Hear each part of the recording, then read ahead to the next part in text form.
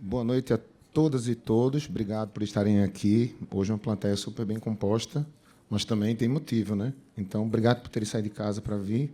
Obrigado a Francisca Elombre por ter aceitado esse convite. Para mim é uma honra estar com vocês e para eles também, eu acredito. Obrigadíssimo. Tá? Então, vamos a esse papo. Lembrando que amanhã tem show, né? Eles estão aqui também por isso e os ingressos já estão esgotados. Que pena, mas que bom também, né? Então, é uma chance também de quem não conseguiu o convite estar vendo. Obrigado mais uma vez. E vamos lá, então. Obrigado mais uma vez. E vamos começar pelo começo. Antes de a gente começar nas músicas, eu queria... A primeira coisa que chama atenção, sem dúvida, é o nome da banda. Muita gente deve perguntar. Hoje me liga um amigo para dizer, olha, vem cá, como é esse Francisco? Ele toca o quê? Né?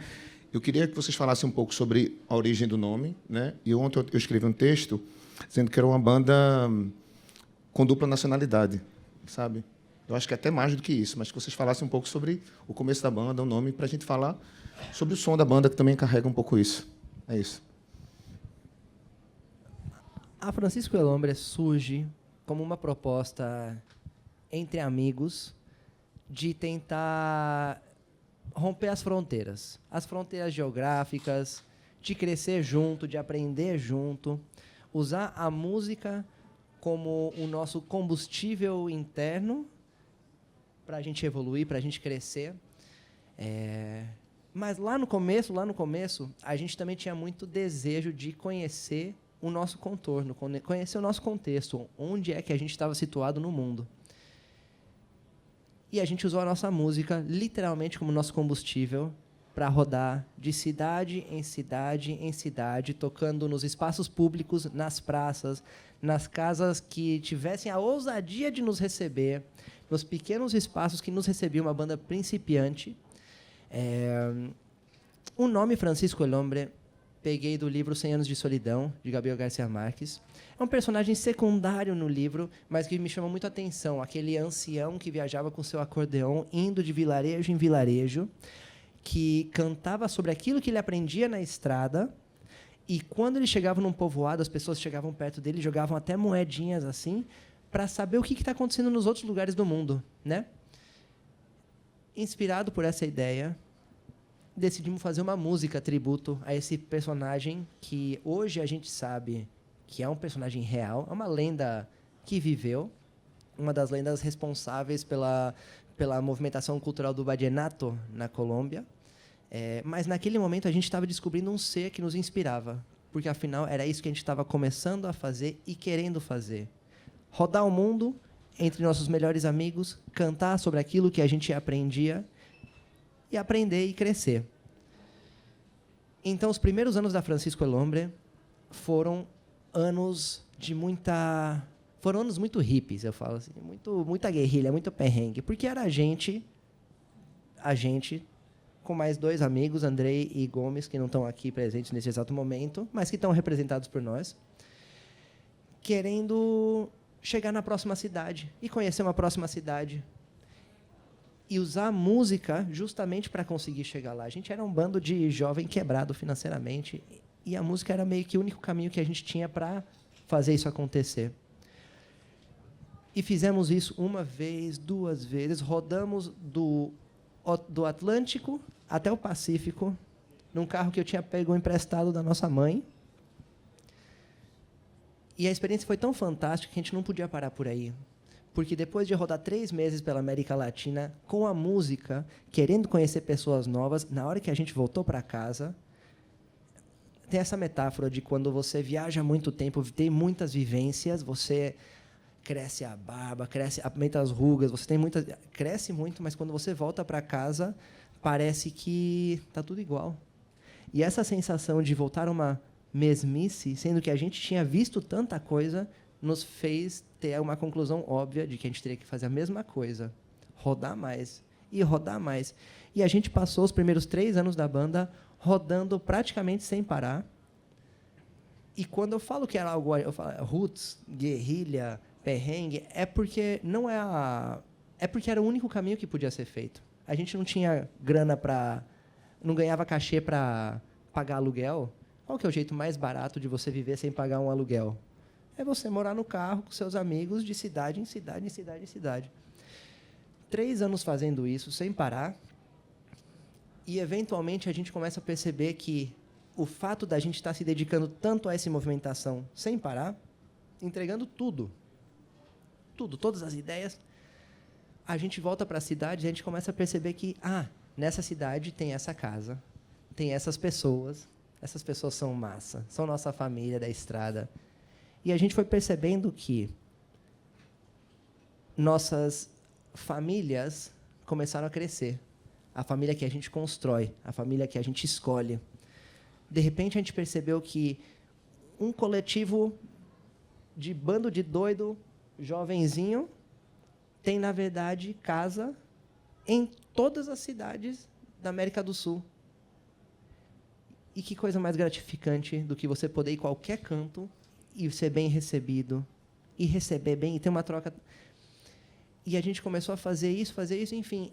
Poucos anos depois de fazer isso, a gente percebeu que, quando a gente teve um grande infortúnio no começo da nossa história, que, numa dessas viagens, a gente acabou sendo abordado de uma forma muito violenta, e a gente foi assaltado à mão armada, um assalto extremamente traumático, onde botaram arma na cabeça, me bateram, inclusive dispararam, mas bala não saiu, porque aqui estou. Levaram todos os nossos pertences que a gente tinha colocado no carro para rodar anos.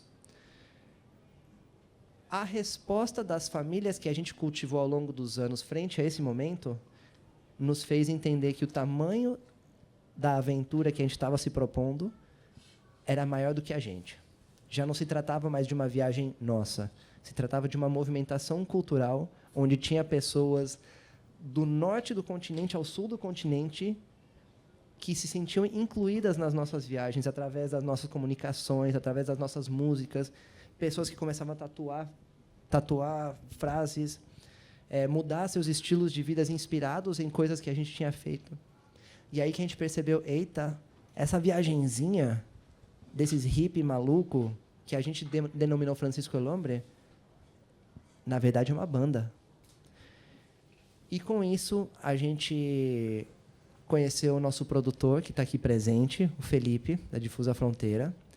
E, com ele, a gente começou a se profissionalizar, começou a crescer, começamos a gravar nosso primeiro disco, ainda na época que a gente passava chapéu na praça. Nesse primeiro disco, veio uma fortuna do universo de uma das músicas mais icônicas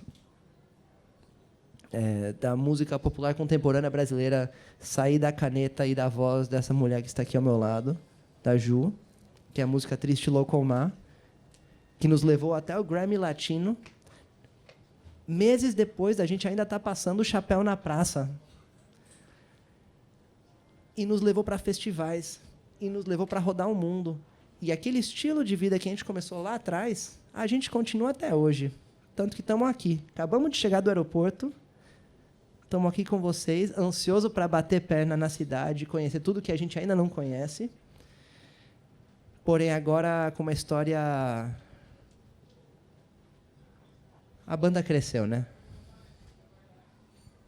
Cresceu, e que bom ouvir isso. Claro que eu já tinha lido, mas ouvindo e vendo você falar de forma, sabe, até emotiva, né? É muito verdadeiro. O som de vocês e essa inquietude que você está me falando, essa busca, é visível no som de vocês, sabe? Eu acho que essa amálgama de coisas que eu acho que vocês foram arregimentando ao longo dos lugares, as pessoas que vocês foram ouvindo, né?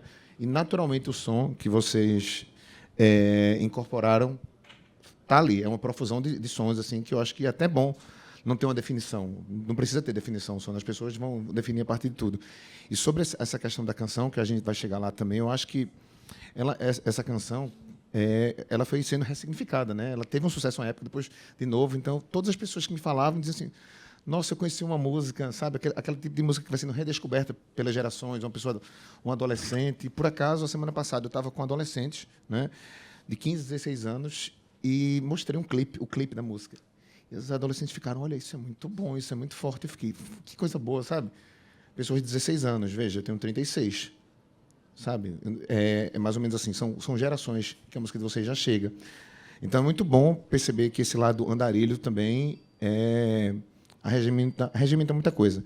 Mas eu queria também ouvir vocês e outros aspectos que são os aspectos musicais, né? Vocês são pessoas distintas, então cada um tem a sua influência musical inicial, né? Você é o ponto de partida. Então, quais são as primeiras referências de vocês, né, de audição da música, para fazer música? O que é que vocês assim cresceram ouvindo quando eram crianças, né? E depois foram, sabe? O que é que levou vocês a fazerem isso?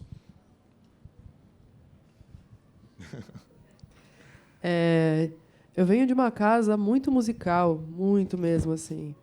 E na minha casa, tipo, por parte da minha mãe, do meu pai, da minha família materna, eu ouvia muita música latino-americana, surpreendentemente, que depois eu fui me dar conta, nossa, pode crer, eu ouço isso desde criança, sabe? Então eu ouvia Mercedes Sosa, Violeta Parra, Pablo Milanés, muita música brasileira de vários tipos diferentes, bastante samba, pagode.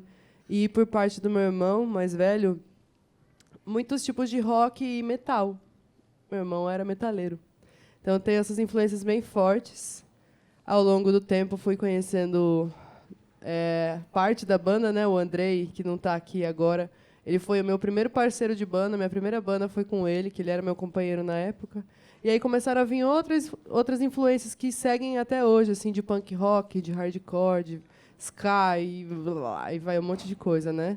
Mas essa veio do rock, da MPB e da latino-americaneidade em muitas facetas, vem desde cedo, assim. Música erudita também.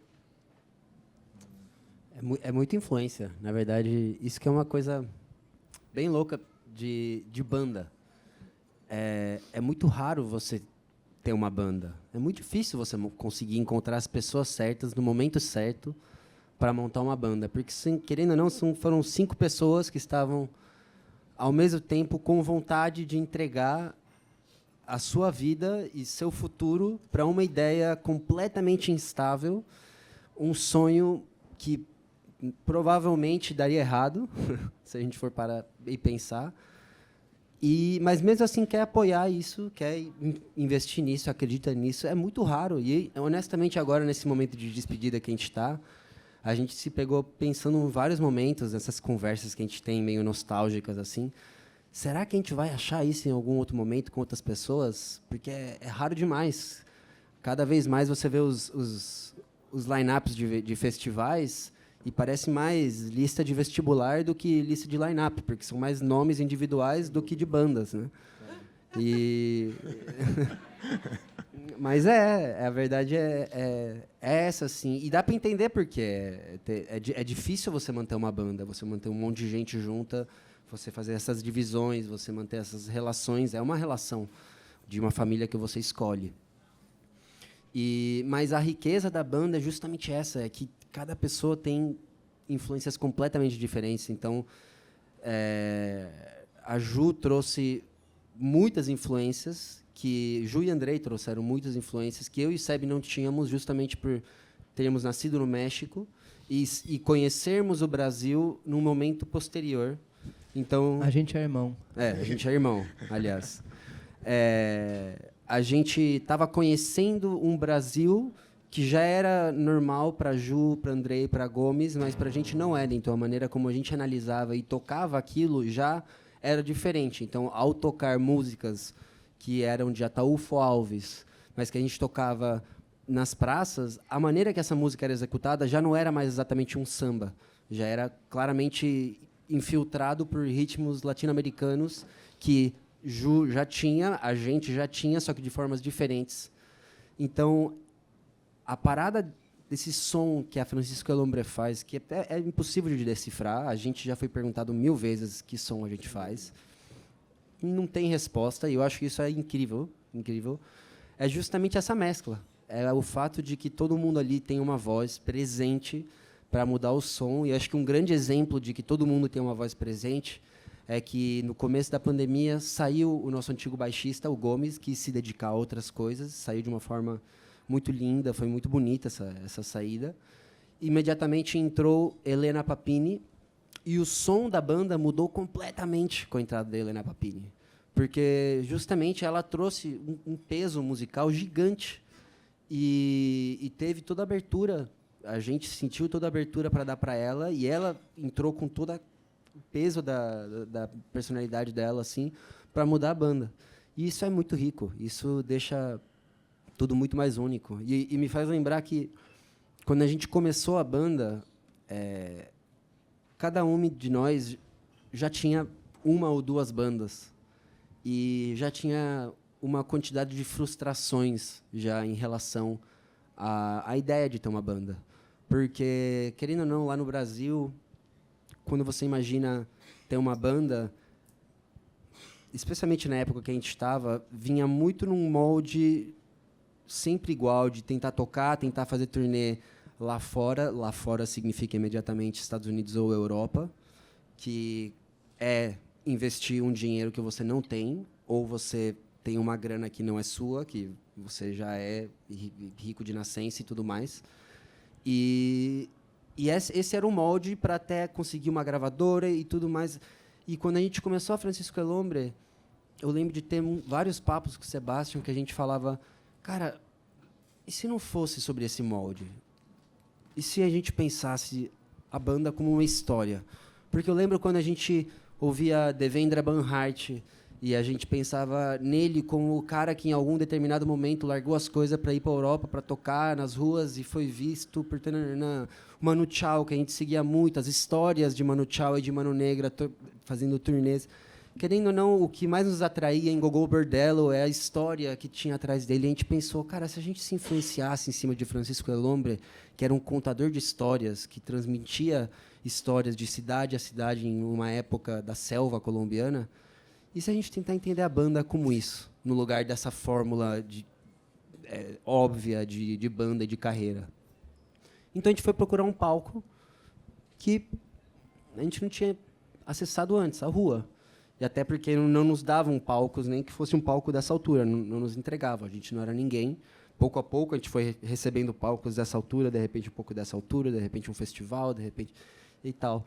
Mas a ideia inicialmente era, vamos fazer uma história para ser contada. E agora eu me lembro muito bem, no último show que a gente fez no Brasil, que foi o show de despedida, da gente fazer aquilo que a gente faz sempre no show da Francisco El Hombre, que a gente junta o público atrás da gente, senta no palco, alguém tira foto ou faz um vídeo, a gente grita 1, 2, 3, Francisco El Hombre, 1, 2, 3, todo mundo, Francisco El Hombre. Eu lembro de a gente puxar isso e de vir um flash assim, de todas as vezes que a gente fez isso, desde as praças que a gente saía tocando em Curitiba, no Museu Oscar Niemeyer, a Praia da Joaquina, em Florianópolis, nos hostels, passando por Montevidéu. E é isso, é uma história para ser contada, muito mais do que uma carreira de uma banda, assim. Eu, ouvindo você falar, eu acho que a banda carrega muito isso. E uma das coisas que me chamou a atenção quando eu conheci a banda era justamente essa mescla entre a doçura ao cantar em alguns momentos, mas também a guerrilha ao cantar e a performance também, que é outra história, sabe? E uma banda como vocês, até na hora de gravar um disco deve ser difícil, né? Porque o disco é uma música consolidada, está gravada, mas se a graça é essa lógica de andar, correr, o show é sempre melhor do que o disco, nesse sentido. A música é sempre diferente, né? A música ao vivo é uma coisa, né? O disco é outra. E, sem dúvida, eu acho que melhor do que o disco de vocês é o show, com certeza, né? Quer dizer, é a música viva, né? Tipo assim, é uma comida que você fez na hora, não é aquela comida pronta do fast food. Eu acho isso incrível. E eu queria que vocês, justamente, assim, falassem um pouco como é que foi esse desafio de colocar essa música Andarilha, né, no primeiro disco, né? Porque o primeiro disco é sempre aquele disco mais complexo. Você vai colocar tudo que você já fez em um disco. É um momento difícil, né? Vai se tornar alguma coisa vai ficar de fora. Quer dizer, são várias fases da banda em um só momento. É diferente do segundo, né? Que você já está com a banda consolidada. Queria que vocês falassem como foi transformar essa música Andarilha, em um determinado momento, na música. Uma música vai ficar estática, que não era a proposição inicial de vocês, né? Nunca tem aquela música estática. E também, eu acho que uma das coisas que também chama a atenção na banda, para quem nunca, mesmo quem nunca ouviu, é o teor político em qualquer coisa que você veja. O teor, eu digo político, assim, engajado mesmo. Político tudo é, mas engajado, declaradamente engajado. Eu acho importantíssimo, viu? Eu acho, assim, fantástico, inclusive nos títulos, né? Do primeiro disco, o segundo disco, são títulos que chamam a atenção. As Cabeças, o Solta as Bruxas, e eu queria que vocês falassem desses dois aspectos. Acho que em primeiro lugar, a gente... É isso. A proposta não era assim... A intenção não é vamos montar uma banda para fazer sucesso, para tocar naquele lugar, Claro. tá ligado? E nada contra. Tenho muitos amigos que têm isso, tá tudo certo.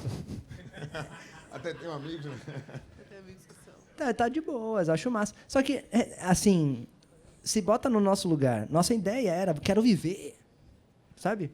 Naquele momento, já adultecendo, jovens, as depressões, as angústias, as crises existenciais que surgem quando você tem está transitando para os 20 e poucos anos de idade, as pressões da carreira, as inseguranças, tudo isso se traduziam, quero viver. E como é que a gente vive? Eu não sei.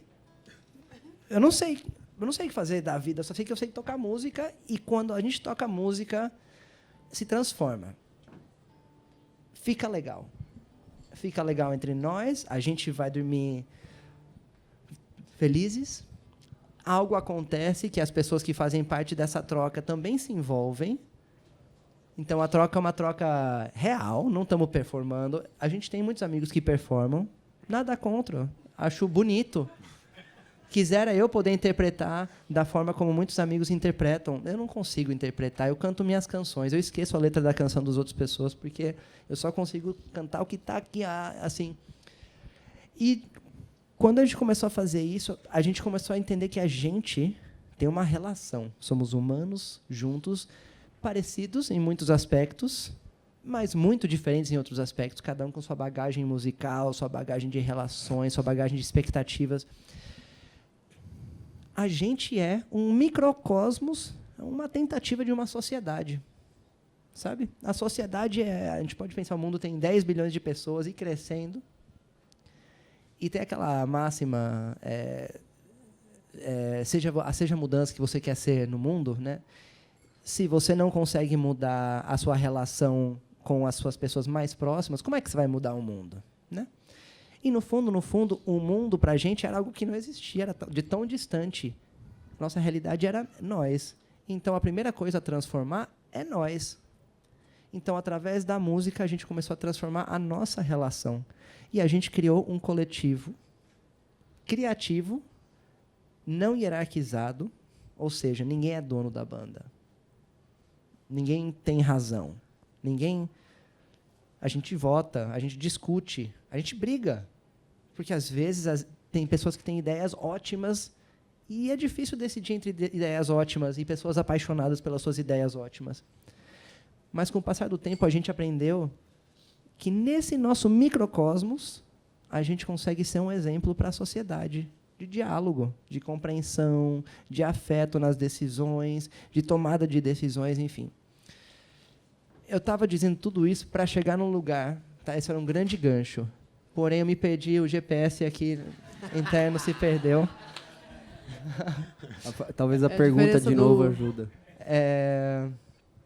Cri-cri. Qual que era a pergunta? Fonograma, entre fonograma e show. Fazer o disco especificamente. Pronto. Aí que a gente não quando a gente começou a gravar nossas primeiras tentativas de gravação, a gente não sabia a menor ideia do que a gente estava fazendo. O que é um produtor fonográfico? O que é gravar? Até hoje, a legislação da indústria musical é algo desafiador. Quando a gente entrou em estúdio a primeira vez, foi uma experiência enriquecedora. Várias coisas erradas, várias coisas que a gente mudaria. Mas agora já é do jeito que é, então não mudaria nada. Segunda vez que a gente entrou no estúdio, outra experiência, outros aprendizados. Resultado, a gente entrou naquela situação de um produtor abusivo que nos fez assinar um contrato que terminou em briga judicial, aquela coisa de banda de jovem que não sabe direito o que está fazendo. Não vou falar o nome dele aqui, mas depois vocês leem no encarte do disco Solta as Bruxas que está vendendo aqui, que diz aí um spoiler, porque não queria deixar quieto também, não. Mas quando chegou o momento de gravar o Solta as Bruxas, nosso primeiro disco, não era a nossa primeira tentativa de gravar junto. E a gente já vinha amadurecendo essa vivência em coletivo. O que é muito desafiador. Quem tem família, quem tem irmãos, quem tem colegas, sabe o quão difícil é você chegar em consenso. Então, esse primeiro disco é um consenso daquilo que a gente sentia que a gente tinha que falar. E o que a gente tinha que falar no nosso primeiro disco? A gente tinha que falar das nossas vivências 3 anos rodando pela América Latina, com certeza. A gente tinha que incluir os ritmos que a gente aprendeu ao longo desses tempos. Do coco ao samba, a todas as variedades de rock latino-americanos que existem, tem um monte de ritmos lá dentro. Mas aí aconteceu uma coisa no Brasil. Esse disco é de 2016.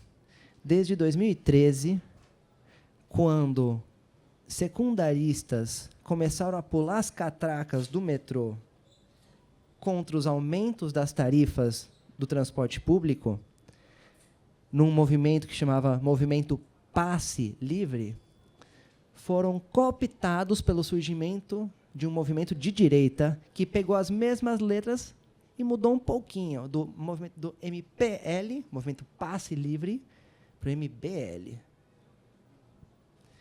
E é a partir de 2013 que a gente vê que começa a aumentar no Brasil a existência de algo que, nos bons anos anteriores, a gente não tinha que se preocupar. A gente podia falar da América Latina, a gente podia falar de, nossa, todo mundo pode ser livre e feliz. Eita, está surgindo uma nova urgência a gente falar.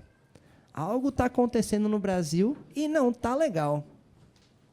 Está rolando crises financeiras brabas. Temos que falar algo a respeito. Então, a gente fez uma marchinha de carnaval, porque uma das coisas especiais da resistência latino-americana é a presença da alegria. A gente é brabo, se tem que ser, mas a gente também consegue festejar na brabeza. Então, a gente fez aquela música, o dólar vale mais que eu, eita, fudeu. A gente viu as pessoas tendo que tomar as ruas. Então, bora tomar as ruas com a agressividade que tem que ser tomada. Afinal, espaço nosso de manifestação legítima, mas vamos tomar com tambor, com cantoria. Calor da rua. Já sei para onde vou, eu vou sentir o calor da rua. E aí aconteceu um episódio, um meme na história brasileira, que lamentavelmente passou a ser menos do que um meme, de quando um deputadinho aí, de nada, fez umas falas homofóbicas, transfóbicas, machistas, asquerosas, e aí foi recepcionado no aeroporto. Esse cara não é ninguém. Continua sendo ninguém, só que ele é mais famoso hoje em dia. Foi recepcionado num aeroporto e jogaram, como protesta não violenta, jogaram purpurina, glitter nele. E a gente falou, não podemos ficar quieto frente a isso. E aí que a gente escreveu uma música de uma pessoa cujo bolso sempre estava cheio e não fazia nada com isso. Então, a gente fez a música Bolsonada. Ao mesmo tempo,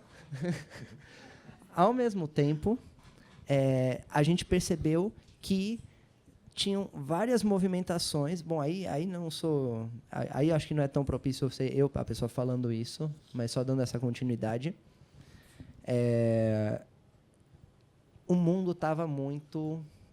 Estávamos começando a perceber em coletivo o quão tóxico era a masculinidade, o machismo na sociedade.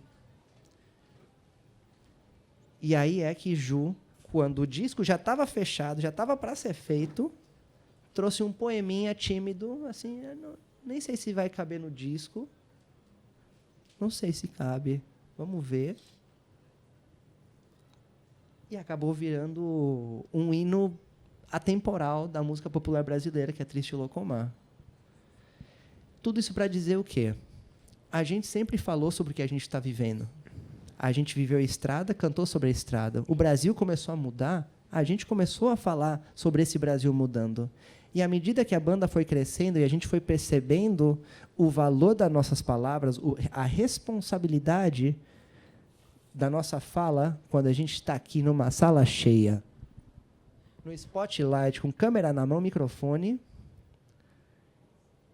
é uma responsa imensa. É um dever do artista, frente a ver um avanço de tantas políticas horríveis se manifestar. A banda sempre foi política, né, porque tudo está na política. Mas a banda foi tendo, enquanto a gente decidia as coisas coletivamente, foi tomando a consciência de que a gente, juntos, como microcosmos da nossa sociedade, precisávamos fazer algo a respeito, porque a gente não podia deixar que as coisas avançassem do jeito que avançassem. A gente tinha que fazer tudo ao nosso alcance para, como virou uma das músicas que a gente lançou por último e que nos rendeu uma bela parcela de perseguição, para arrancar a cabeça do rei. Sabe? Então, essa é um pouquinho a nossa trajetória de como a gente... Diga aí. Vocês lembram a prerrogativa que a gente bota? A gente sempre bota uma prerrogativa quando a gente grava um disco, né? Qual que é a motivação atrás disso? Acho que é sempre legal, porque acaba meio que motivando todo mundo no mesmo caminho, assim. E... Oiê, tudo bom? Que massa te ver. Vocês lembram a prerrogativa no Solta as Bruxas, qual que era? Diz aí. Porque a gente passava muito tempo no carro, dirigindo, né? Especialmente eu dirigindo, porque o Sebastian perdeu a carta. Quer dizer, a nossa mãe perdeu a carta do Sebastian depois de certo tempo. Então, era eu dirigindo umas 8 horas por dia. E, querendo ou não, andar de carro é um dos meios de transporte mais perigoso que tem, né? Bater o carro cheio de gente, cheio de mala, virando à noite, tocando, era muito fácil. E a gente, às vezes, entrava... Eu e o Sebastião somos mexicano, né? Tem uma carga de drama aí a mais. E a gente entrava nessa parada, se a gente morrer, o que a gente deixou no mundo, né? E quando a gente entrou para fazer esse disco, teve essa prerrogativa. Vamos fazer esse disco como se fosse o último, onde a gente consegue sintetizar tudo que a gente viveu, né? Que nem o Sebastião mesmo estava falando agora, né? Sintetizar o coco, a cúmbia, a batucada, a milonga, até o rock psicodélico. O rock psicodélico, o samba, tudo que a gente foi absorvendo, assim. E essa foi a prerrogativa do Solta as Bruxas, né? Depois, cada disco teve a sua prerrogativa e foi bem interessante, assim. Só que o Solta as Bruxas foi isso. O que acontece se a gente morrer amanhã batendo o carro? A gente tem que fechar um disco que nos represente 100%. É isso. E eu acho que uma banda que faz música de verdade tem um público de verdade, sabe? É aquilo do público que está ali, fiel, ouvindo, cantando. Não tem a ver com modismo, está entendendo? Ah, porque tocou ali e tal. E eu acho que o público de vocês é muito isso, sabe? Me remete ao meu modelo de adolescência. Eu lembro muito de algumas bandas que eram dessa forma, que me faziam como consciência política, e esse papel social que vocês têm enquanto músico, que bom que vocês também têm. Com certeza a Estrada colaborou. E o meu papel social vai ser pedir uma música de vocês aqui, porque está todo mundo pedindo um pouquinho. Então, se vocês puderem apresentar um pouco, né, disso que você falou agora, desse começo, ia ser massa. Que é essa, já que você comentou?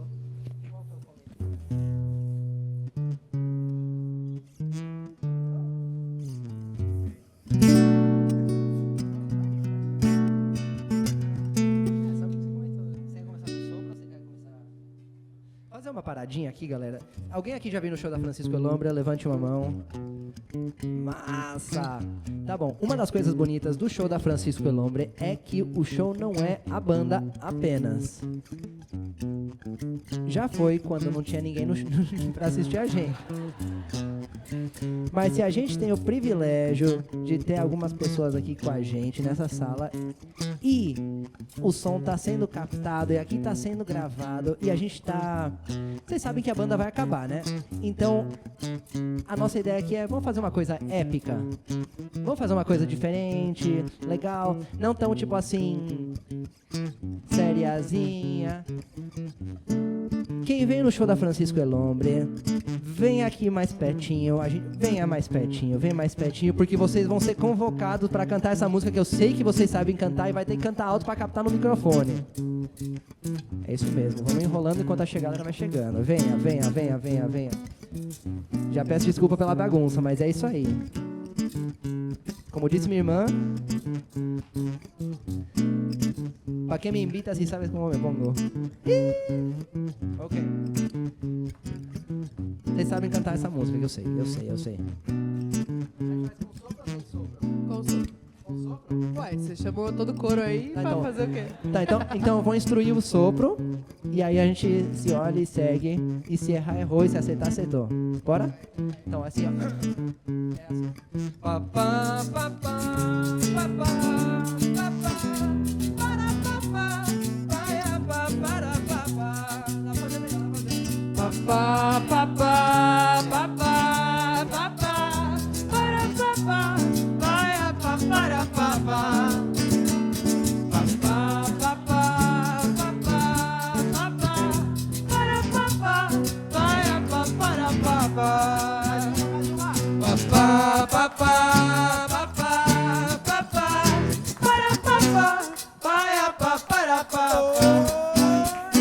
O dólar vale mais que eu, eita fudeu, vale mais que eu. Como lá? O dólar vale mais que eu, eita fudeu, vale mais que eu. Se essa vida se resume a dinheiro, corre o dia inteiro para a vida se pagar. Faço o quê? Se acordo sem trocado, sem din-din, fico bolada, sem tudo não vale nada. Se cai o real, Fudeu, caiu na real.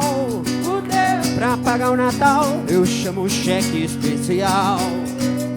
E quem é que tem vintém, para o carnaval? tô mal, só ganhando o mínimo, não saio do lugar. E o dólar?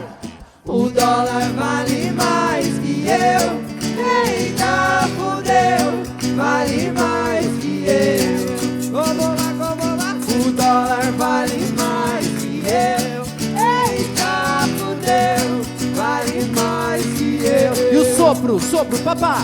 Papá, papá, papá, papá. Mais uma vez. Papá, papá, papá, papá.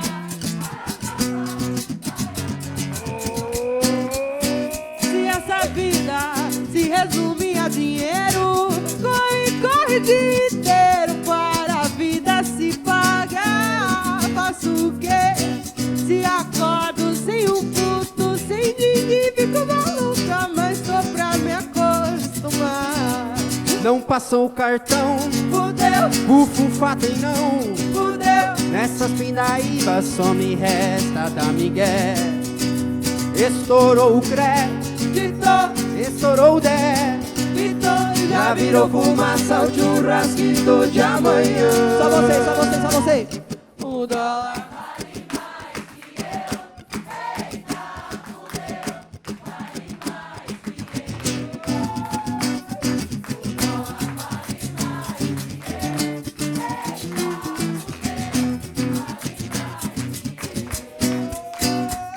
O dólar vale mais que eu, eita fudeu, vale mais que eu. O dólar vale mais que eu, eita fudeu.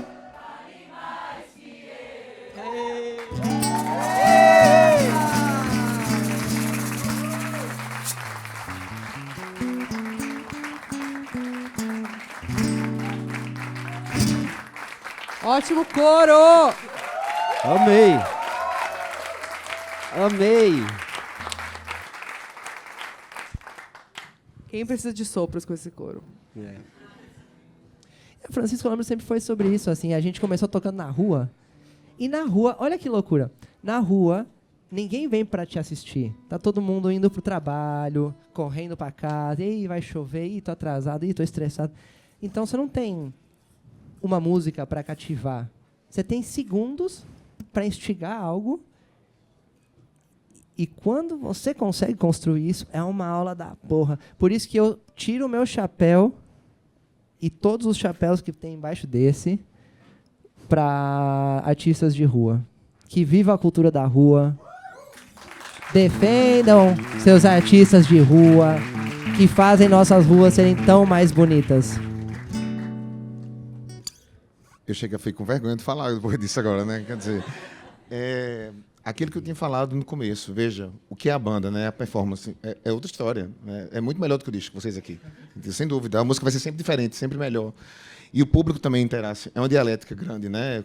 O show de vocês, isso é fantástico. Uma das coisas que eu queria perguntar tem a ver um pouco com a narrativa, obviamente. Vocês escolhem um disco, criam uma narrativa.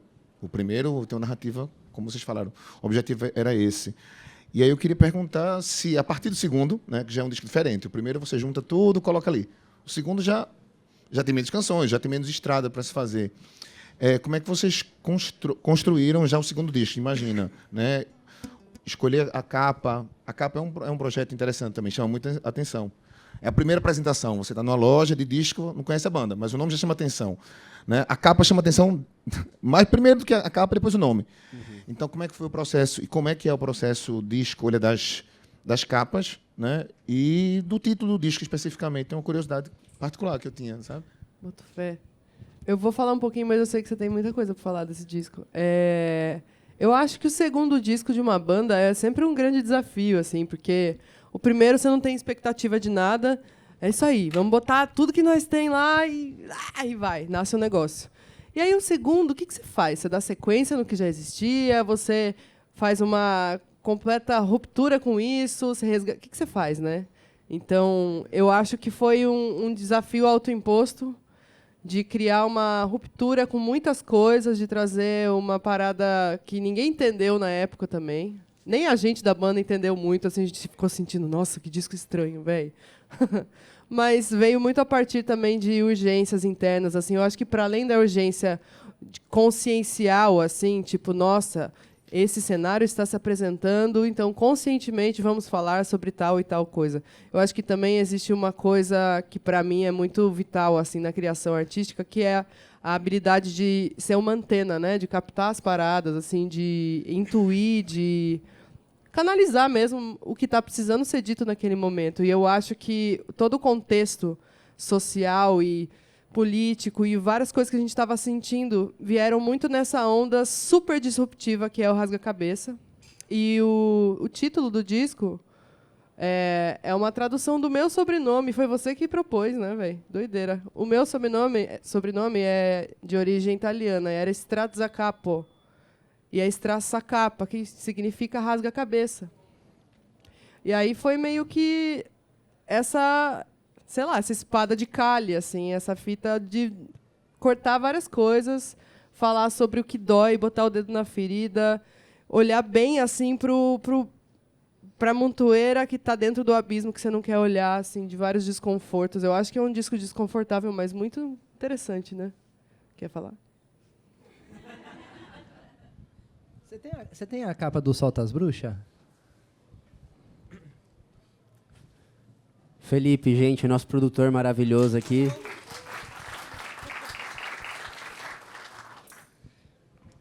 Bom, uma coisa que eu acho que o streaming é muito prático, é sensacional. Quem de nós aqui viveria ou conheceria tanta coisa sem streaming, mas a coisa de ter coisas físicas, seja vinil, disco, cassete ou sei lá qualquer, é muito legal, né? Você poder olhar a música que você vai...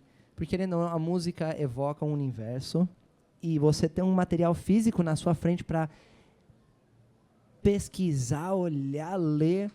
Eu acho que complementa a música de um jeito muito incrível, que, sendo muito sincero, eu sou chateado de que seja tão descontinuado o uso, né? Antigamente a gente vendia o CD na praça, agora ninguém mais nem tem tocador de CD, né?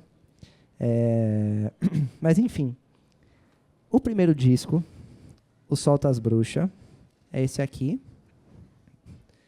que é inspirada a capa numa tatuzinha que Ju tem em algum lugar das pernas aí, que são umas mãos... Cadê?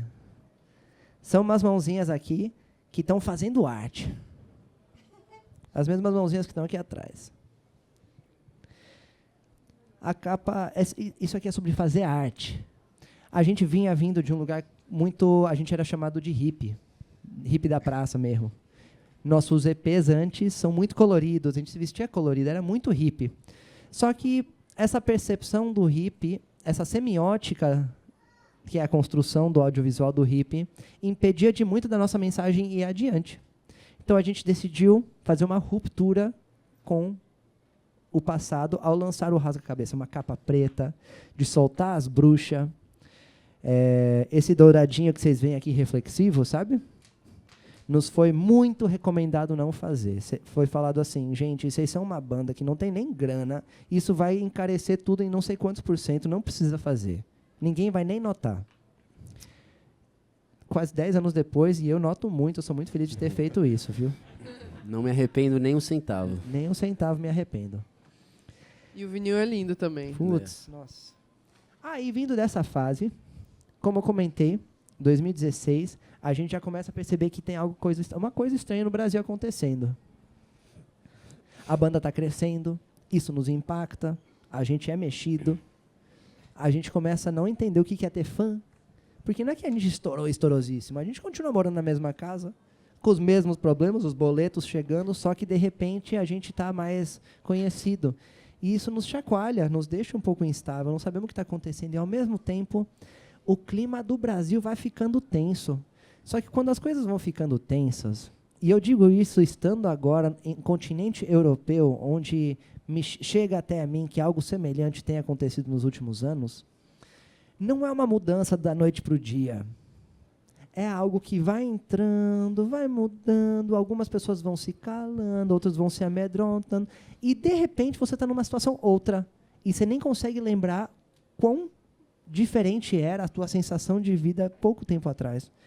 No Rasga-Cabeça, a gente viu uma guinada da extrema-direita vir, assombrosa, a tal ponto de culminar de eu sair da porta da minha casa e ouvir pessoas, um grupo de carro cheio, falando assim: agora, gente, como você vai morrer? A gente começou a enfrentar coisas que a gente nunca tinha lidado antes. Ameaça. Não é hate, não é tipo, não gostei da sua música, kkkkkk. É ameaça mesmo. Em vídeos nossos, em Triste Locomar, no videoclipe, que, aliás, quem não viu, veja que é uma obra de arte, de receber assim: olá, sou de alguma instituição, sei lá, Polícia Federal, e se eu pegar vocês, vocês vão preso. Uma tensão, isso vai nos adoecendo, e vai nos adoecendo, e vai nos adoecendo, e o primeiro momento dessa doença, a gente não sabe que tem algo errado, não sabe o que está acontecendo. A gente só pega fogo, a gente enlouquece. Essa capa, como vocês podem ver, é um manequim pegando fogo. Eu que botei fogo nesse manequim, no quintal da casa dos meus pais, quando a tempestade estava chegando. É uma foto real. Inclusive, o disco na íntegra no YouTube, você vê o processo de cabo a rabo, de eu botando fogo até o fogo se extinguir. É um manequim que representa nós todos e o fogo que representa aquilo que a gente estava sentindo. E esse disco, quando a gente lançou, no meio tem um dos maiores hits da Francisco, que é um respiro no meio desse todo, né? Que é O Tempo é Sua Morada. Porque a gente precisa desse respiro. Mas o disco é uma esquisitice. É uma esquisitice. É roqueiro, é estranho. Foi produzida num apartamento em que eu morava, num momento onde a banda estava esquisita, estava tudo esquisito. Isso aqui é a materialização de uma fase esquisita e estranha da banda. Quando a gente lançou, sabe o que aconteceu? Todo mundo falou: galera, tiro no pé. Vocês comprometeram tudo que a banda estava crescendo. Vocês lançaram Tempo à Sua Morada, sucesso. Tocou na novela. Vocês lançaram Batida do Amor, sucesso. E agora vocês conseguiram estragar tudo. E agora, a gente dá risada agora, kkk, mas quando você está começando a pagar as contas com sua arte independente, isso é tipo assim: eita, fudeu. Só que também, ao mesmo tempo, quando você apresenta uma coisa nova, demora as pessoas digerirem, processarem, entenderem.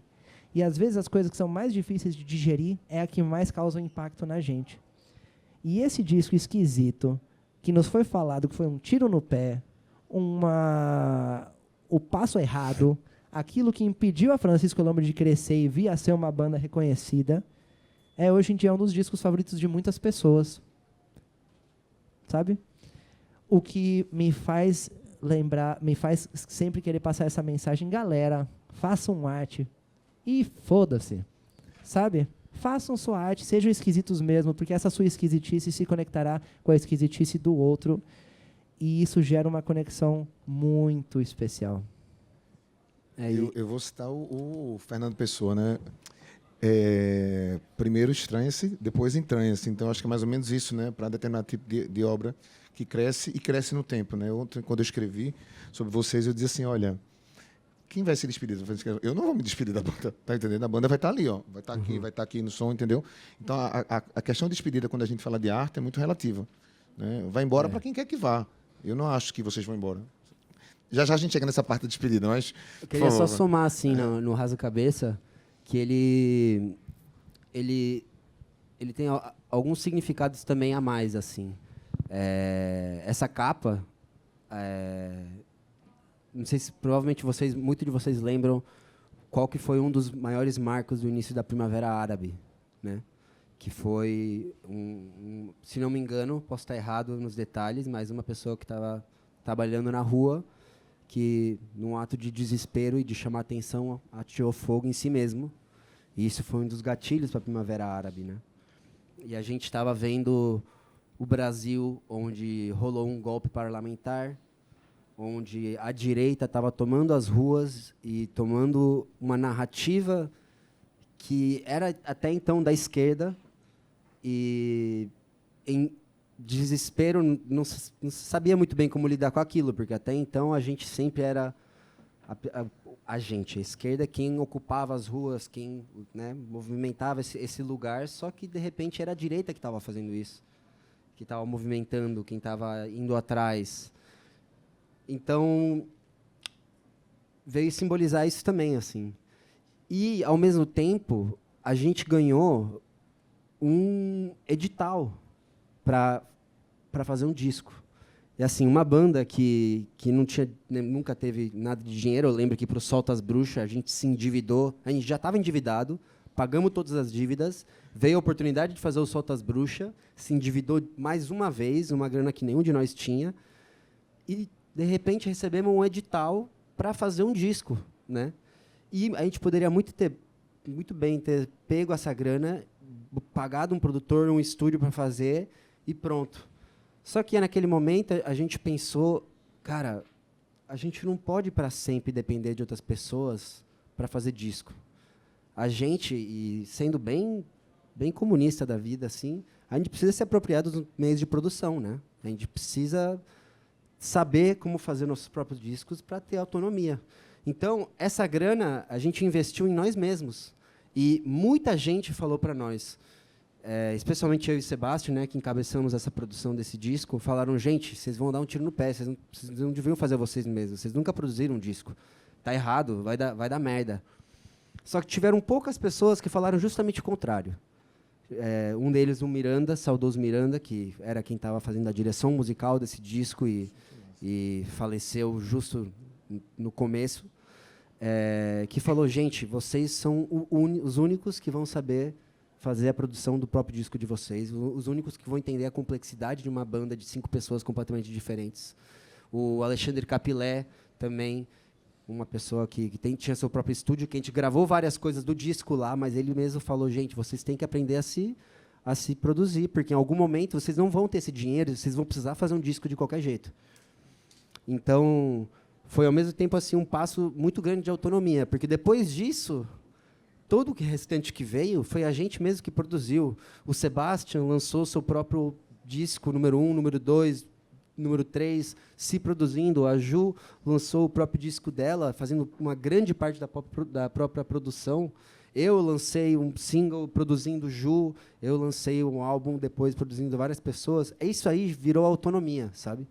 E eu acho que se a gente não tivesse acreditado em nós mesmos quando nos deram uma grana, que a gente tinha tudo para dar para outra pessoa, a gente não teria tido essa autonomia toda, assim.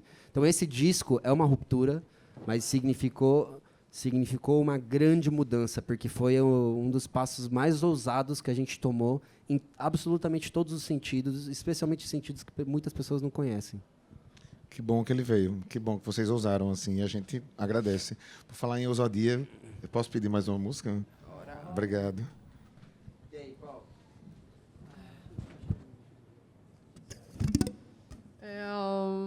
Não tem nenhuma que a gente vai tocar que tá nesse disco, né? Então, nós que escolhe mesmo.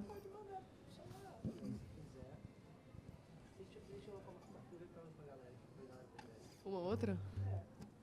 Vocês prefeririam escutar Triste Loucomar ou O Tempo é Sua Morada? O Tempo? Assim não vale? Vamos fazer aquele Triste lance Locomar. democrático. Triste Locomar, levanta uma mão. Tempo a sua morada, levanta uma mão.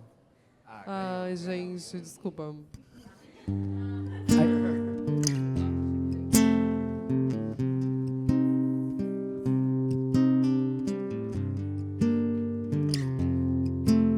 Quem souber pode cantar, especialmente mulheres e pessoas LGBTQIAP+. Mas eu espero que essa música consiga chegar onde tem que chegar dentro de vocês. Plantar uma sementinha. Triste Locomar, será qualificada ela quem recusar seguir receita tal, a receita cultural do marido, da família, cuida da rotina. E só mesmo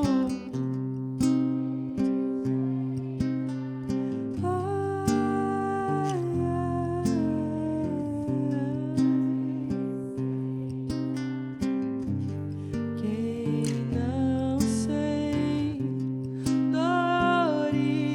dores aceita que tudo deve mudar. Que um homem não te define, sua casa não te define, sua carne não te define. Você é seu próprio lar. Mais alto. Um homem não te define, sua casa não te define, sua carne não te define. Ela desatinou,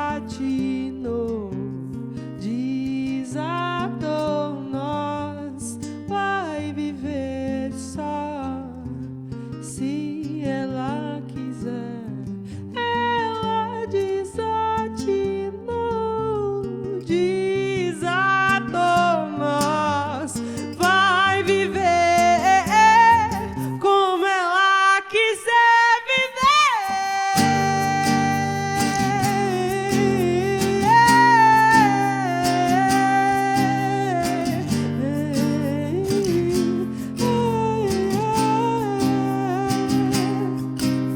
Eu não me vejo na palavra fêmea, alvo de caça conformada vítima. Eu prefiro queimar o mapa, traçar de novo a estrada, ver cores nas cinzas e a vida reinventar. E um homem não me define, minha casa não me define, minha carne não me define. Eu sou meu próprio lar. Um homem não me define, minha casa não me define, minha carne não me define. Eu sou meu próprio lar. Ela desatinou, desatinou.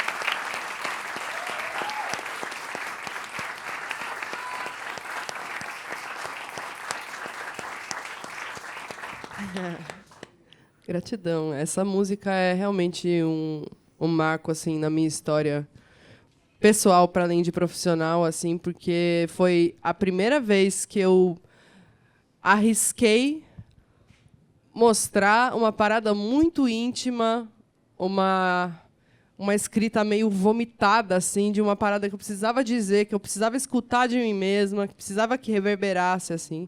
Foi a primeira vez que eu botei fé na minha caneta. Quase que essa música não nasce, sabe? Imagina as sementinhas que você pode vicejar, que você pode alimentar, que você pode regar. Quanta coisa linda, quanto tesouro pode não nascer por medo de arriscar, por medo de qualquer coisa, sabe? Por insegurança, assim. E eu acho que ela me ensina todos os dias a botar fé na minha caneta, a entender que a visceralidade é um caminho muito poderoso de criação. Quando você fala das suas vísceras, assim, algo que precisa muito nascer, porque você precisa daquilo primeiro, com certeza isso vai reverberar no coração de outra pessoa, porque cada pessoa tem a sua subjetividade, obviamente, mas a gente também tem uma gama de emoções e sentimentos e possibilidades de história que se conectam, que se interconectam numa rede, né? Então, eu acho que sempre vai conseguir alcançar um outro coração. A gente nunca está só no que precisa ser dito, no que é urgente. Bota fé na sua caneta. É isso.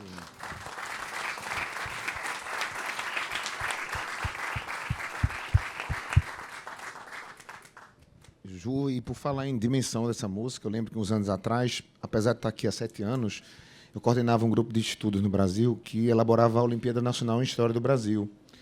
E a temática da Olimpíada Nacional era justamente a questão da mulher no Brasil, a condição da mulher no Brasil. E, por incrível que pareça, né, eles trabalham com documentos assim, do século XIX, XVII, XVI, XX, texto, tal. E eu acho que na primeira fase, já a abertura da prova, era essa música. Então, quer dizer, vocês tinham 35 mil grupos, vezes 3 alunos, são 95 mil adolescentes do país ouvindo, se emocionando, lendo e discutindo com os professores do país inteiro. Imagina a dimensão que isso tomou de pessoas de 14, 15, 16 anos. Quer dizer, essa semente é plantada exatamente onde se precisa mesmo. Né? Imagina uma menina com 15, 16 anos que está discutindo aquilo. Então, isso, na altura, me tocou muito. Eu disse, que boa escolha, né, da banca, que foi só de mulheres esse ano, da Olimpíada, em ter colocado isso, para quem não sabe, né, pode procurar isso na Olimpíada Nacional em História do Brasil, 2 anos atrás. Foi a música de abertura da prova. Então, foi algo muito significativo, né, para essa questão da amplitude da canção. Mas, por falar em lá, né, vocês falarem lá, e você tinha falado em casa no começo da nossa conversa, o terceiro disco tem o nome de Casa. Né? A gente vai falar já de Casa e vai encaminhar para a parte final, que é a despedida. Né? Eu estou gostando muito de ver assim, a andança de vocês com a despedida, porque não tem tristeza nenhuma. A tristeza, sabe, aquilo que eu falei, a despedida está animada. Mas essa questão da casa, de voltar, de escolher, Sebastião, sabe o título Casa, você tinha falado sobre voltar para casa, parece que nada mudou, sabe? Eu queria que vocês explicassem um pouco sobre esse título, né, Casa, ter sido o terceiro disco, e a gente vai pular o próximo, mas já chegar nessa parte da despedida, né? Essa decisão da despedida que não deve ser fácil, porque vocês sempre foram tão itinerantes, e aí, como é que vai ser? Ficar sem andar, vou sentir falta. Depois de uma semana, vamos desistir e volta. Né? Pessoal, era brincadeira, vai ter show na semana que vem. Né? Fazer feito aquelas bandas que, assim, acabou o dinheiro, liga assim, vem cá, bora fazer uma turnê. Né? A gente conhece alguma delas, no Brasil tem muitas. Mas, assim, entende o que eu estou falando? Eu queria que vocês falassem um pouco sobre essa casa, e falassem um pouco como nessa casa vocês resolveram se despedir, né? De alguma forma, né? Mas como é que foi esse processo? Em primeiro lugar, estou pensando assim, eu sei que a gente tem horário, mas o papo tá bom. Por mim, eu ficava aqui mais tempo. Nossa, que tá... E tá sendo muito bonito poder revisitar essas perguntas. Muitas que nos foram feitas em vários momentos, mas é que aqui a gente está na reta final da reta final, então revisitar essas perguntas me faz evocar um monte de pensamentos, e eu sou emotivo, né? Eu tô um reboliço de emoções. Então, revisitar isso me toca num lugar muito quentinho. Me faz lembrar de toda a história, justo antes dos últimos shows mesmo. depois dessa maluquice toda que acontece, a gente cai numa pandemia mundial. E essa pandemia mundial nos viu todo mundo obrigado, não sei como foi aqui no caso, mas no Brasil a gente teve que se afastar e tomar como uma escolha ideológica defender o afastamento, né? Num universo onde tem muitas más informações, etc., a gente tinha que defender o afastamento. Isso foi um processo muito desafiador. Foi um momento muito triste. Quantos de nós não perdemos entes queridos muito próximos, que só agora a gente começa a se recuperar e a refletir sobre isso. Mas uma das coisas massa da Francisco, a gente sempre fala sobre o fim, sobre fins de ciclo, é que a gente procura ressignificar, trazer alegria, o aprendizado, fazer algo bom sair disso, né? Então, estamos lá na pandemia, no Brasil, sem saber o que fazer, artistas independentes, completamente... tá me fazendo falta a palavra que não seja um palavrão, que eu já percebi que eu já falei aqui. Completamente fodidos.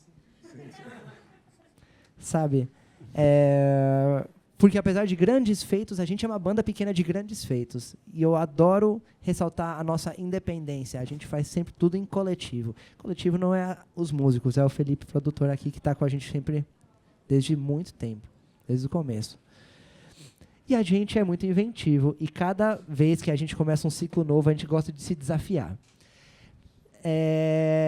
No meio da pandemia, no Brasil, rolou um sucesso do BBB. Aqui tem BBB? Imagino que tem. E aquela coisa, você pode gostar, pode não gostar, mas é um fenômeno, né? E a gente falou, a gente já não pode se ver. E se a gente fizesse o nosso BBB, produzido por nós, feito por nós, com os nossos amigos, a gente aluga uma casa, todo mundo faz suas testes, e a gente vai lá pandemiazar junto, com segurança, tudo mais. E aproveitar de quebra que muitas pessoas nos conhecem em cima do palco, ou nos conhecem numa foto já pronta. E uma das coisas mais bonitas dessa trajetória é a existência por trás dos palcos. É a construção desafiadora, não gloriosa, do que é construir essa micro-sociedade nomádica, não hierarquizada, tão astral, tão afetiva. E se a gente usasse essa oportunidade para isso? E se a gente criasse uma desculpa para deixar todo mundo entrar na nossa casa? Então, junto com nossos colegas, a gente se deu a missão de não lançar videoclipe, de não tinha como fazer turnê. Vamos fazer nosso reality show. Vamos mostrar como seria convidar todo mundo que nos acompanha há tantos anos pela estrada dentro de casa. Nosso figurino, que hora é mais espalhafatoso, hora de não sei o quê, era um figurino o mais simples possível. A camiseta amarela de Tô em Casa, quase um pijama. Da Ering, né? E aí, a gente lançou um disco, Casa Francisco, com a identidade de ser um anti-espetáculo. É o por trás do camarim. Não é a foto produzida, não é o clipe produzido de maquiagens e não sei o quê. Não. É as piadinhas ruins que a gente faz mesmo. É as coisas sem graça. De repente, o atrito que surge e a sua resolução frente à câmera. E daí nasce um disco que chama Casa Francisco, que é uma coisa muito linda. E eu acho que ela se conecta muito à época da Francisco pré-Solta as Bruxas. E é um disco que tem canções lindas, participações incríveis. A gente conseguiu a mestra Dononete para cantar com a gente numa música que chama Olha a Chuva, porque a roupa estava no varal, tem que correr para pegar a roupa do varal, e a gente fez uma música com isso. Músicas caseiras, sabe? Músicas que não são sobre pensar outras coisas, sobre caseiro. Participação de Céu, de Josiara, umas participações incríveis, um disco lindo, que foi lançado na pandemia. Esse disco, felizmente, virou um reality show que foi transmitido e é transmitido até hoje no canal Music Box no Brasil, que não sei se pega aqui, sendo muito sincero, e que até hoje, vira e mexe, pessoas no Brasil falam: ah, vocês já saíram do reality? Graças a Deus, sim. 2 anos atrás, 3 anos atrás. Mas, enfim, é um disco que teve uma vida de turnê relativamente curta. porque pós-pandemia o mundo mudou e a gente chegou numa data muito importante pra gente. A gente chegou no marco dos nossos 10 anos de banda. E a gente nunca tinha registrado, como você bem disse, o show é muito legal, né? É diferente o show do que botar o play. Então a gente falou, quer saber? Bora tentar fazer um play que soa tipo a gravação? E aí a gente inventou um disco, que chama disco 10 anos, 10 anos, que está lá nas plataformas, que era o show que a gente tocou durante a turnê dos 10 anos. Justamente com a intenção de quebrar a fronteira da música que se ouve e a música que se assiste. A tal ponto que, na audição do disco, que às vezes a audição a gente faz uma coisa mais... Gosto também, tem amigos que fazem, aprecio. Mas naquela ocasião, a gente queria fazer um clima de bagunça. Lotamos uma casa de show no centro de São Paulo para dar play num disco de músicas que não são inéditas, mas são um arranjo do show. E a gente viveu, no meio da multidão, o nosso show. Na roda e tudo.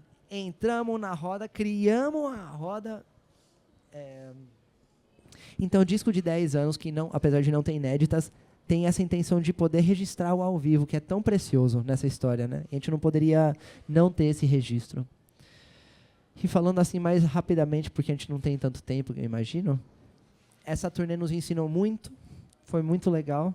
Foi uma produção, como o Matheus disse, a partir desse disco é tudo nós mesmos. Essa produção quem fez foi o Matheus, que fez uma produção braba, onde nos shows a gente, por exemplo, tem muitos aplausos no disco, aplausos que são captados nos shows. Tem na faixa Triste Loucomar, desse disco de 10 anos, o aplauso que rola no disco é porque a gente tocou um show num festival de jazz de Curitiba que rolaram mais de quase 5 minutos de aplauso. E está registrado. E a gente deixou lá. Então, a sensação de ao vivo que tem nesse disco é muito real. Então, vale a pena ouvir e entender que tudo isso é muito, muito sincero, muito verdadeiro. Só um parênteses, assim, esse disco de 10 anos, ele também era um tiro no pé, assim, porque não tinha nenhuma música inédita e a gente é uma banda que faz as músicas ao vivo serem muito mais longas. Então não tinha nenhuma música com formato fonográfico do pop. O disco em si tem mais de 1h20. 5 minutos de palma, né? Exatamente. E aí as costuras entre músicas, os momentos de dub entre uma música e outra, tudo se manteve, assim. E a ideia era ser fiel a isso. Aí é falar, sabe o quê? Foda-se as expectativas de música de 2 minutos. Não, vamos fazer o que a gente toca ao vivo, porque, de certa forma, a gente já sabia que viria essa turnê de despedida e a gente queria muito poder registrar o momento que a pessoa botasse o play e lembrasse do show, assim. E esse envolvimento de um disco com o ao vivo é o que veio a desembocar no que é o Hasta el Final. E aí, só fechando parênteses, para você continuar falando. É isso que a gente já vem entendendo, que a gente vai ter que fazer uma pausa há um tempo, e a gente falou, bem colocado. Precisamos ter um disco para as pessoas que gostam da gente lembrarem do show quando a gente não estiver mais aqui. Mas acontece que a gente já tinha um outro disco pronto. Ninguém nem sabia, a gente já gravou um outro disco, que é o disco que, já que a gente vai se despedir, e despedidas geralmente vêm com estresses, raivas e não sei o quê, vamos fazer uma coisa que não foi feita antes. Vamos se despedir com um disco novo. Eu lembro que até conversando sobre isso, era assim, mas como assim com um disco novo? Ninguém vai entender nada. De fato, ninguém entendeu nada. Tudo que a gente faz, ninguém entende. Mas, né? Vanguardistas. É isso, assim, despedindo, e o que está lançando disco, mas o que você quer dizer? Quer dizer que a gente tem músicas, quer dizer que a gente se ama, quer dizer que a gente tem músicas que são muito divertidas e criativas, e que, sei lá, só porque a gente está despedindo não quer dizer que a gente não consegue fazer música nova, e música nova muito legal. E esse último disco, que é o disco de despedida, que chama Hasta el Final, é talvez um dos discos mais interessantes nossos até agora, com participação de Lenine, Martinalha, tem colegas nossos do 4 Pesos de Propina, tem colegas nossos, Kalec, Juanito Ayala, Jussa, Paulo Miklos. Paulo Miklos, Bia Ferreira Benegão, Agárrate Catalina, do Uruguai, quem mais? E Lua Badmin. E Lua Badmin. Gente, a gente misturou um monte de gente. Ninguém entendeu, foi nada. E eu acho que já estamos acostumados com ninguém entender nada do que é a Francisco, nem mesmo saber definir o som que a Francisco faz. Mas como a gente vai parar, pelo menos todo mundo vai ter um tempo para processar isso. Eu queria falar uma parada que eu achei que foi cair na ficha aqui de novo, relembrando que os discos que são gêmeos, que a gente gravou juntos e depois terminou de produzir depois, o segundo, foi Casa Francisco e Hasta el Final. No meio, teve o disco de 10 anos. Então, na verdade, era para ser um disco só, que a gente não estava entendendo como é que ia, né, botar todas essas músicas juntas, que elas tinham uma vibe 8 e 80, que também a gente tirou essa brisa, assim, qual que é o nome de cada disco? É um disco só, mas tem umas que são mais 8, tem outras que são mais 80, então as 8 viraram Casa Francisco, que tem essa onda dessa raiz mais acolhedora, aconchegante, mais cancioneira, fofa. E tem a vibe 80, que é o Hasta el Final, que justamente a gente... Muito bom, vou chamar você para fazer essas coisas. Sou sonoplasta. E tem o Hasta el Final, que é justamente essa tentativa de aproximação maior com o nosso show. E que, interessantemente, a gente gravou ele primeiro, já começou essa aproximação maior com o show, com a experiência do que pode ser o nosso show.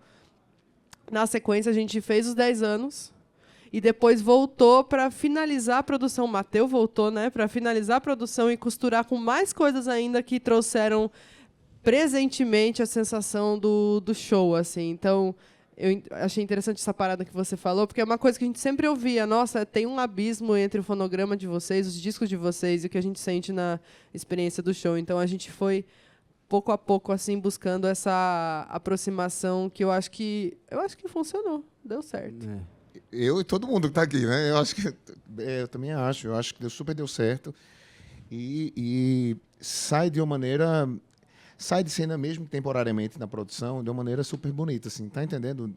Vou fazer um disco porque tinha um contrato com a gravadora. Uhum. Rolava muito isso nos anos 90, né? O jogador de futebol vai jogar porque tem um contrato, mas não quer estar naquele clube. Então, eu queria, antes de me despedir, agradecer de fato, assim, brigadíssimo. Vocês chegaram hoje, eles chegaram praticamente do aeroporto para cá, cansadíssimos, né, Felipe? Brigadíssimo também por terem vindo. Obrigado a vocês também, mas principalmente vocês que enfrentaram essa viagem cansativa. É muito cansativo, né? Cruzar o oceano, tá aqui, vão fazer show amanhã.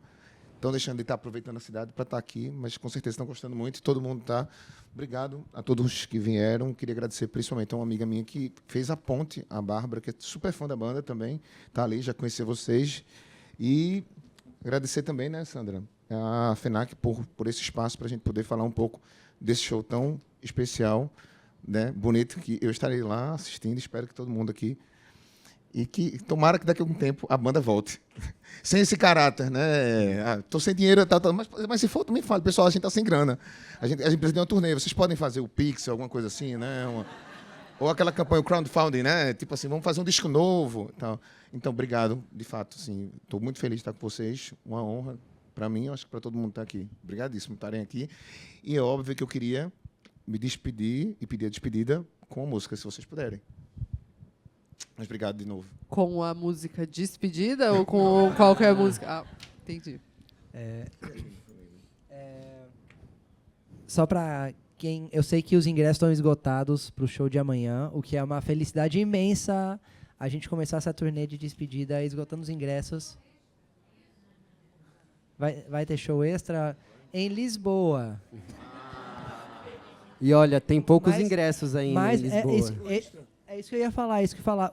O show de Lisboa, o show de Porto amanhã, o show de Lisboa é dia 24 e tem acho que 60 ingressos sobrando para acabar. E eu sei que o transporte de cá até lá não é tão impossível. Então, se alguém quiser colar para lá, véspera de feriado. Flixbus, promoção, aproveita. Nos vemos no Flixbus. Se vocês tiverem preguiça de ir até lá para fazer o show, saibam que a gente também está indo até lá para fazer o show. Não há Não estão sozinhos nessa. A gente também está fazendo isso. E antes, posso contar uma coisinha antes de fazer a música? Alguém aqui veio no show que a gente fez na Casa da Música antes? Eu tava. Tá. Tem uma história que eu quero registrar aqui, já que a gente tá com câmera e tá todo mundo aqui, que eu amo essa história, eu queria muito, assim, sério, é dos momentos que eu mais gosto de comentar quando eu vou falar coisas da Francisco, porque é muito especial. A gente tocou na Casa da Música aqui em 2019, eu acho.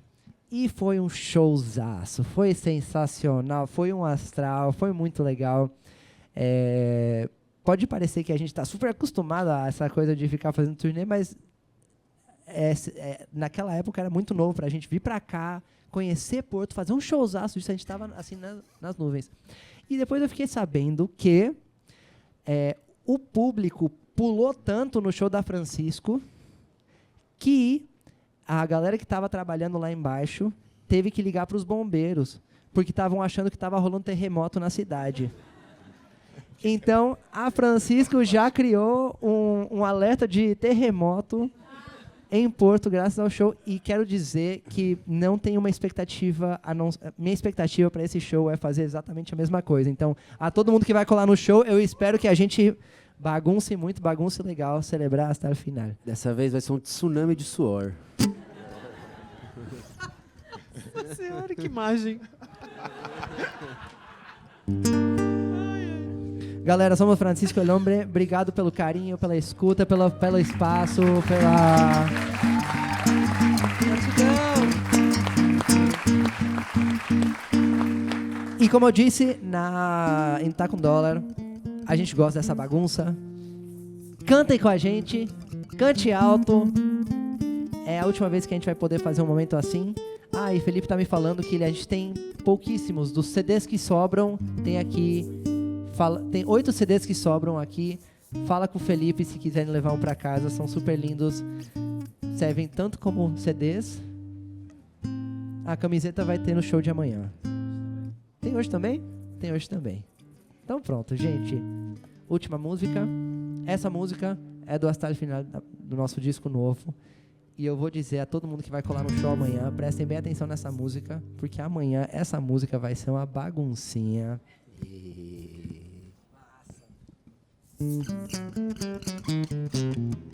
Opa, errei?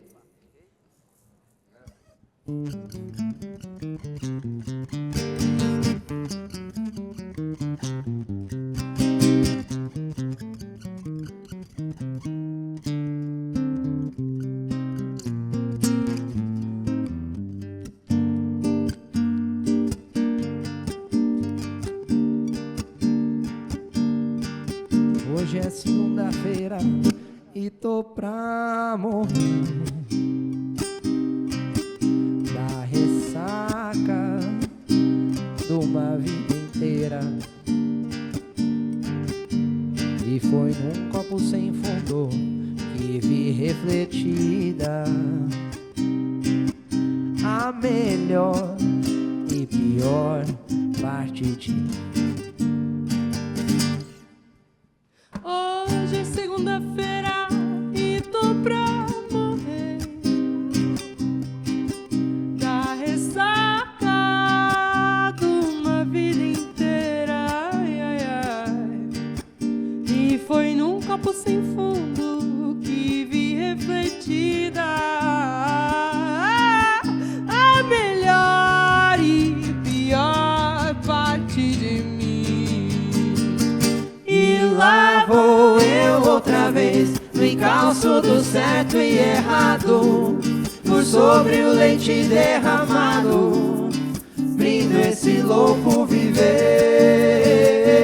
E lá vou eu outra vez, no encalço do certo e errado, por sobre o leite derramado, brindo esse louco viver. La, la, la, la.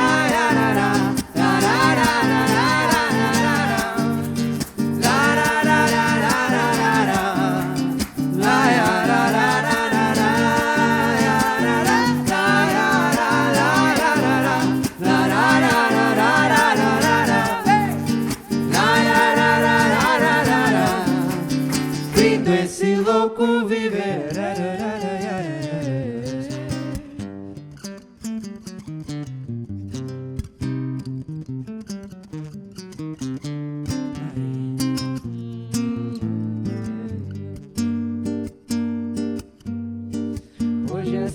segunda-feira e já morri. A ressaca dura a vida inteira. E o silêncio da minha rua chorando inquietudes clama por sapatos novos pra pés cansados de si. Ai, cansados de si. Cansada de existir. Cansada de existir. Minha alma errante insiste em fugir. E lá vou eu outra vez no encalço do certo e errado, por sobre o leite derramado, brindo esse louco viver. E lá vou eu outra vez no encalço do certo e errado, por sobre o leite derramado, brindo esse louco viver. Agora vocês sabem cantar, vem junto com você também. La la la la la la la la la la la la la la. Hey! La la la la la la la la. La la la la la la la. La la la la la la la. La la la la la la la. Hey! La la la la la la la. Brindo esse louco viver. E lá vou eu outra vez no encalço do certo e errado, por sobre o leite derramado, brindo esse louco viver. E lá vou eu outra vez no encalço do certo e errado, por sobre o leite derramado, brindo esse louco viver. La la la la la.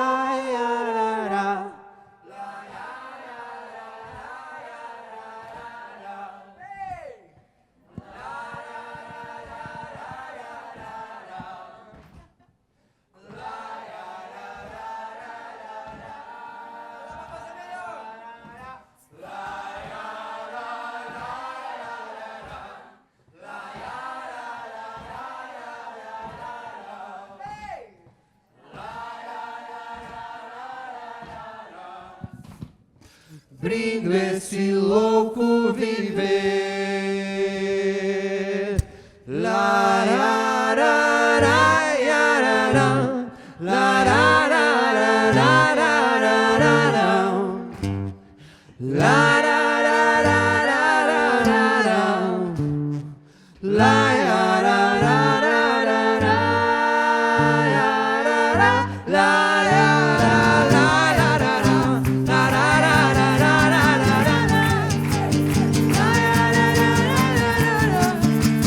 Brindo esse louco viver. La la la la la la. La la la la la la la. La la la la la la la. La la la la la la. La la la la la la la. La la la la la la la. La la la la la la la. Brindo esse louco viver.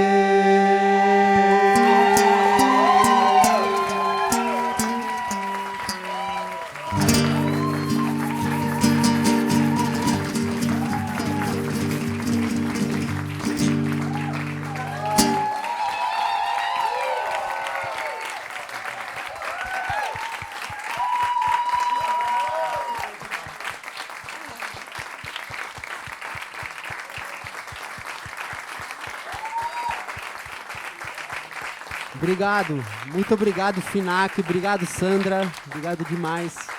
Obrigado, querido, obrigado mesmo. Gratidão, que massa, que massa.